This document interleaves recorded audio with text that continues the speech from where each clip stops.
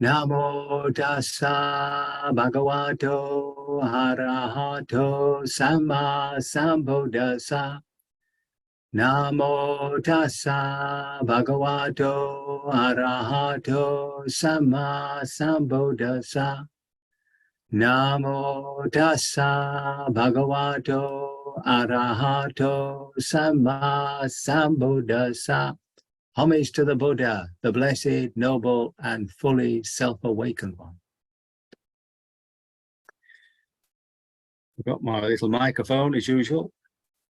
So, being spring, or April anyway, I thought we would have a go at joy. So the first thing I did was to look up all the synonyms we have. So the pleasure, enjoyment, happiness, gladness, delight, thrill, exultation, elation, bliss, ecstasy, rapture, and absorption. That's not bad, is it? And it's all good. See, it's not as though the Buddha asked us to be miserable all the time, even though most of the teaching is about getting rid of suffering. You know, he was asked, how does he feel when he teaches and somebody doesn't accept the teaching? So he said he feels all right with it. It's calmer. But when somebody does accept his teaching, he feels happy, feels joyful. Now, it's an interesting thing that all my teachers never introduced us into the practice of joy. It's very strange. Metta all the time. Compassion a little bit, but joy never. And it always, I don't know why, well, I'm thinking that why they did it because of the problem of indulgence. And I think that's what goes wrong, of course. All these beautiful mental states to which we are heir of, corrupt as soon as we try to hold on to them or want more of them. So it's a case of recognizing that nothing is repeatable and that when it's gone, and there's no point in hankering after it. So that, for instance, if you take a morsel of food which you delight in, you know, once you've swallowed it and you've got the aftertaste gone, that's it, let go. Now, this fear of indulgence actually destroys joy. And it's I noticed it in the monastic life more than in lay people. So, for instance, there was at the monastery, Kandabodha, there would be obviously occasions when people would come with special foods to celebrate a birthday, a marriage, and so on and so forth. And one of the things that is quite lovely is buffalo curd, meekiri, and it was handed out, you see, and you put loads of sugar with it, yeah, or kittle juice, a bit like maple juice, you know, and it's wonderful.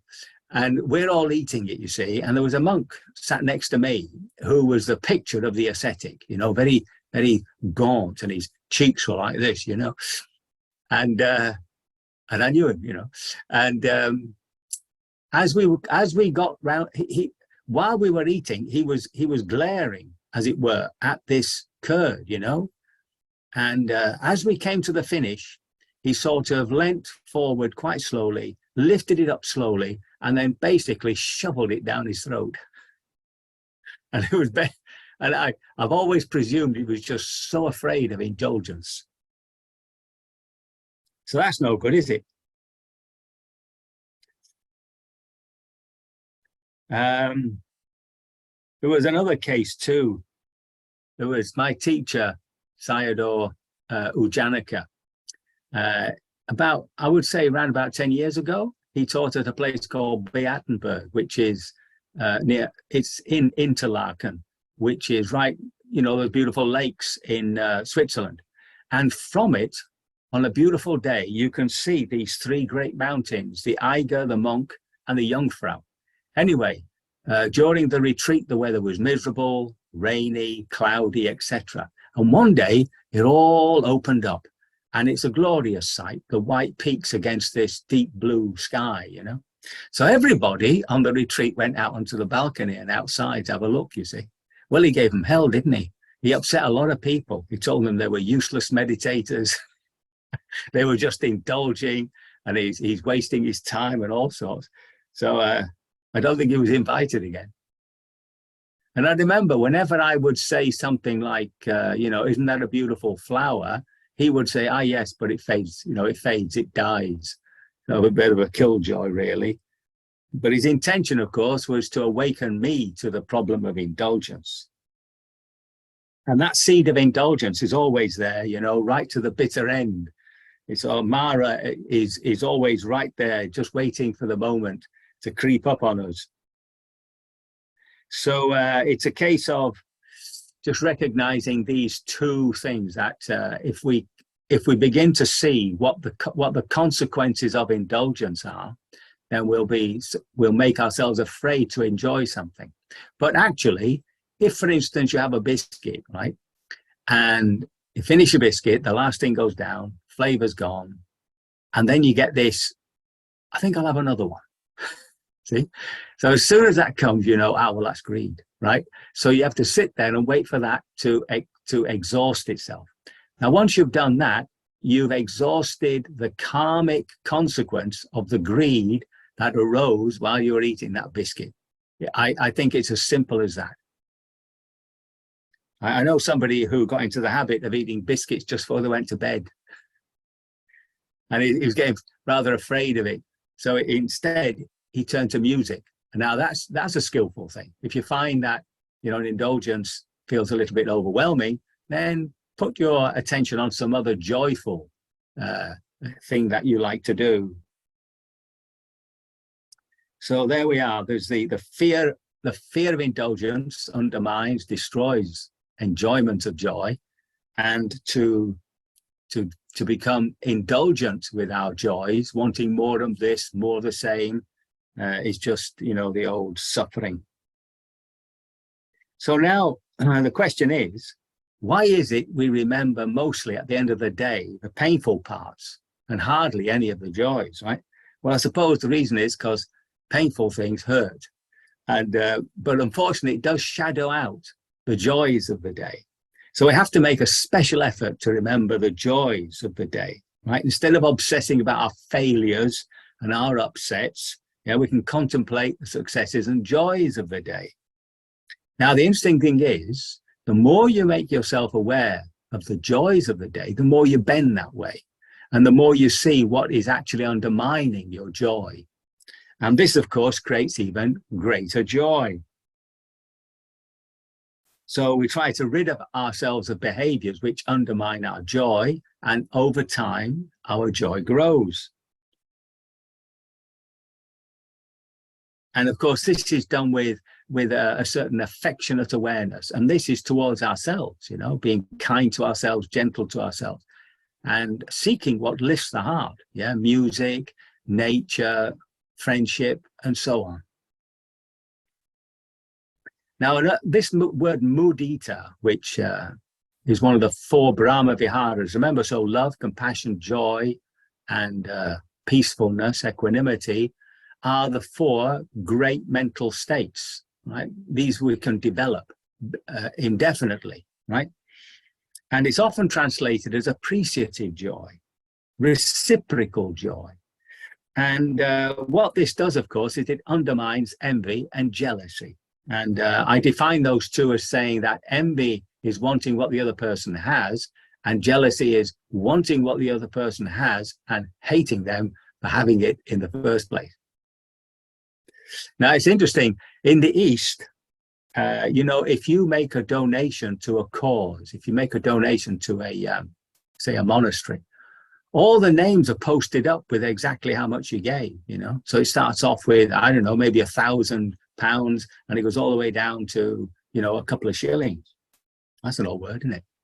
So if you, and it's done because in the East, it's understood that people will rejoice in the good karma that you have gained by your offering. Now, when it came to Bill Gates giving his millions away, I wonder what our response was, well, he got all that money, he should be able to give something away. The 1%ers. Did we say, oh, good on Bill, may he receive many blessings?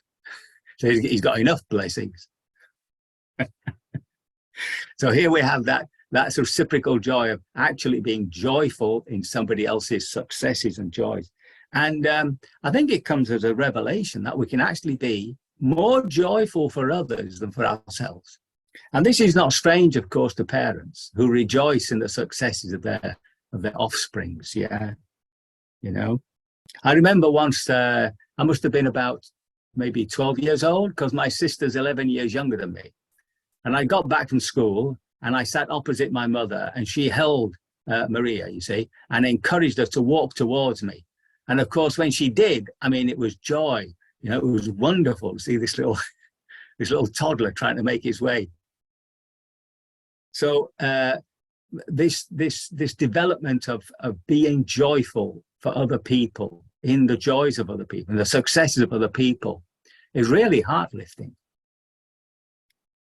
And joy is also a restorative. Somebody's called it restorative joy. So there you are down in the dumps, right? And you think to yourself, well, how can I lift my heart? How can I bring joy into my heart? Whatever level, it doesn't always have to be, amazing ecstatic joy. It's just feeling happy, generally happy. So that's when you meet up with a friend, or you watch a good film and so on. In the monastic life, of course, the daily routine tends to be the same. Even when there's a feast day, the only difference is you turn up for a better meal and then you go back, and it's just the same. So it can be very, it can move you towards a sense of apathy, a sense of laziness and all that. And it was then that I realized the amazing power of a long, mindful cup of tea. No doubt about it. So, if we just list all those things, this is not an exhaustive list, but, just the sensual joys that we get that lift the heart, relationships of happiness, just the religious joys of, feast days. Now, the ethical joys are really what the Buddha points to, right? So as far as he's concerned, virtue, goodness equals happiness. And in chapter 20 of the Dhammapada, which is a lot of the verses are devoted to being happy, this is what he says. Oh, how happily we live, without hate among those with hate, among people who hate, we live without hate. Oh, so how happily we live, without misery among those in misery. Among people in misery, we live without misery. Oh, how happily we live, without ambition. Among those with ambition. Among people with ambition, we live without ambition. Now, just a note on that ambition, there's nothing wrong with us offering our talents for the benefit of the company, people, etc., etc. But of course, it becomes corrupt when we start thinking about money and power. So the whole idea, really, if we want to develop joy, is to bend that way. So here it is. So what have we talked about? We've talked about the enemies of joy. We realize how corruptive indulgence is, how it becomes an obsession, how it's what they call it, feeding the dragon, and and because of that, we can't allow ourselves to enjoy something. And then, of course, there's the indulgence itself, which becomes a trap in itself. That's feeding the dragon. And the way we do it is by becoming more aware of our daily joys and just bending life towards that way, just as we do with metta. And then we have this reciprocal joy, undermining envy and jealousy and really being happy for other people's happiness. And finally, to use joy to lift the heart when we feel a bit down in the dumps. Yeah. So here are sort of some exercises. You have to make a resolution, you see. If at the end of today, you sit and you think, now, how happy was I today? And all you can remember are the miseries. then you have to make a determination that tomorrow you'll actually acknowledge when you're happy, any level of happiness, any level of joy. It could just be contentment, right? And just to acknowledge it. And doing that, of course, you remember it by the end of the day. The other thing you might try to do is to contemplate every evening for about a week, maybe 5-10 minutes, and just go back in your life and just think of all the joys you've had. Yeah, all the joys you've had. And by the end of the week, you'll have a big smile on your face. And the other thing is the practice of joy, which is like metta. So you go through all the categories, but the blessings are, may you be joyful, may you be ever more joyful. Now, those are the, shall we say, the ones that are regularly used. I like to add, may you attain the sublime peace of Nibbana. Now, the problem with Nibbana is that there's no emotions in Nibbana, right? So it's not that sort of happiness. In fact, that's what Sariputta said. He says it's the very absence of emotions which is the bliss of Nibbana. That's a bit difficult for us, but at least we can, shall we say, make that intention because, according to the Buddha, this is the highest of all happinesses. So it's, may you be joyful, may you be ever more joyful, may you attain the sublime peace of Nibbana. So I think peace rather than bliss. I've sometimes used bliss, but peace gives you, I think, a slightly better feel for it. And as I say, when we at the end of this hour, that's what I'll be doing. I'll be doing joyful meditation instead of metta. Very good. I can only hope my words have been of some assistance, that I have not caused confusion, and that by your development of joy, you will be joyful sooner rather than later.